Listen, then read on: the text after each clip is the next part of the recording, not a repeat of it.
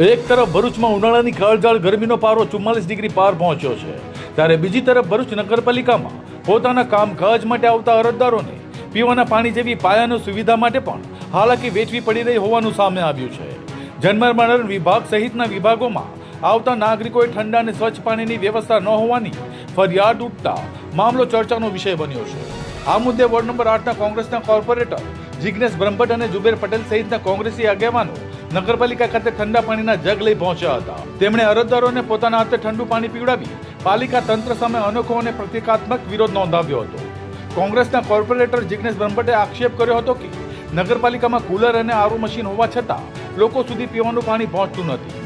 મશીનમાં ગંદકી, માટી અને કચરો જોવા મળી રહ્યો છે, જેના કારણે પાણી પીવા લાયક રહ્યું નથી. સાથે જ શૌચાલયની સ્થિતિ પણ અત્યંત દયનીય હોવાનું તેમણે જણાવ્યું હતું. કોંગ્રેસે ચીમકી ઉચ્ચારી છે કે જ્યાં સુધી પાલિકા તંત્ર દ્વારા અરજદારો માટે સ્વચ્છ અને ઠંડા પાણીની યોગ્ય વ્યવસ્થા નહીં કરવામાં આવે ત્યાં સુધી તેઓ જાતે પાણીની વ્યવસ્થા કરશે. લગભગ 2 થી 2.5 વાગ્યાના ગાળામાં એક પોસ્ટ અધિકારી જે સિનિયર સિટીઝન હતા, એમની જોડે 5-7 લોકો આવેલા.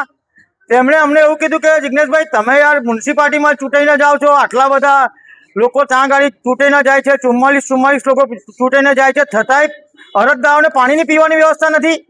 મેં કીધું ના ભાઈ, તમે ચિંતા ના કરો, કાલથી અમે પોતે પાણીની વ્યવસ્થા કરીશું, જ્યાં સુધીને મ્યુનિસિપાલિટી નહીં કરે ત્યાં સુધીને. અને અહીંયા આવીને જોયું તો આ મશીન તમે જોઈ શકો છો, પાણીનું મશીન એકદમ ફેલ છે, કેટલા વખતથી બંધ છે. અંદર કચરા પેટી જેવી હાલત થઈ રહે.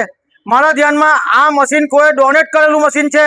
જો ડોનેટ કરેલું જો મશીન તમે હાંચવી ના શકતા હોય તો આપણે ઢાંકણીમાં પાણી લઈને ડૂબી મરવું જોઈએ. ભરૂચ શહેર એટલે નર્મદા નદીના કિનારે વસેલું શહેર છે. ફક્ત દર્શનથી પાવન થવાય. અહીંનું પાણી જો કચ્છ, કાઠિયાવાડ અને રાજસ્થાન, MP, મધ્યપ્રદેશ બધી દરેક જગ્યાએ આપી શકતા હોય તો આપણા ભરૂચની જનતા કેમ આપણે નગરપાલિકાની અંદર પીવાનું પાણી ના આપી શકીએ? સાથે ટોયલેટ બાથરૂમ બી ચોખ્ખા, કારણ કે લેડીઝો આવતા હોય, ઉંમરલાયક લોકો આવતા હોય, એ ટોયલેટ બાથરૂમમાં લપસી જાય, અંદર જવાની જગ્યા ના હોય. કમસે કમ સ્વચ્છ ભારતની જે આપણે વાત કરીએ છીએ, સુંદર ભારતની વાત કરીએ છીએ, તેનું સાર્થક કરવા માટે આપણે બધાએ સાથે મળી અને ચીફ ઓફિસરને અમે ખાતરી આપી કે ભાઈ તમે અમને આ કામ નહીં કરો તો આવનાર દિવસોની અંદર આનાથી અમે ઝડપ પ્રોગ્રામ આપીશું. લોકો માટે છે નગરપાલિકા, નળ, ગટર ને રોડ ને પાણી ને લાઇટ, એનો અર્થ થાય છે નગરપાલિકા, નહીં કે કોઈ સ્વરાજ્ય યોજના છે.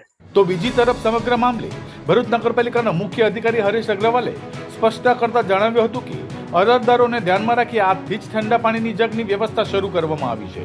તેમજ બંધ હાલતમાં રહેલા કુલર અને આરો મશીનના રિપેરિંગ અને સર્વિસિંગ માટે પણ સૂચનાઓ આપી દેવામાં આવી. ગરમીના કપરા સમયમાં નગરપાલિકા જેવી જાહેર સંસ્થાઓમાં લોકો પીવાના પાણી માટે તરસા રહેતા હોવાના દ્રશ્યો સામે આવતા પાલિકા તંત્રની કામગીરી સામે હવે અનેક સવાલો ઉભા થયા. પાલિકા દ્વારા જન્મ મરણ શાખા તેમજ આવકના દાખલામાં જે કોઈ અરજદારો આવે છે એના માટે આજરોજ જે છે ઠંડા પાણીના કેરબાની વ્યવસ્થા કરેલ જ છે.